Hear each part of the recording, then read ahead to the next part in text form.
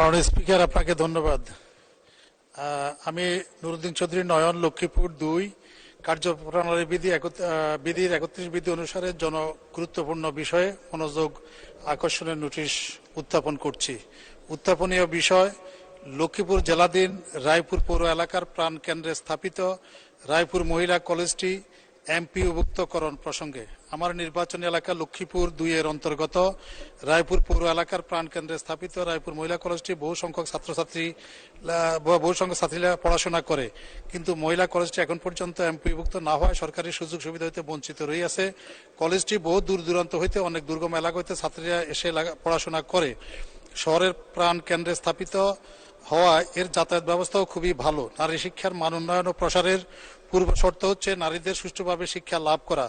এরই ধারাবাহিকতায় রায়পুর মহিলা কলেজটি এমপিওভুক্তকরণ জরুরি হয়ে পড়েছে। এই বিষয়ে আমি ইতিপূর্বে মন্ত্রণালয়ে ডিউ লেটার দিয়েছি। এই কলেজটি ২০০২ সনে প্রায় আজ থেকে ২২ বছর আগে প্রতিষ্ঠিত হয়েছিল। ১ একর ৭ শতাংশ জমির উপরে প্রতিষ্ঠিত এই কলেজটিতে ৬০০ ছাত্রী লেখাপড়া করে এবং শিক্ষক সংখ্যা ১৪।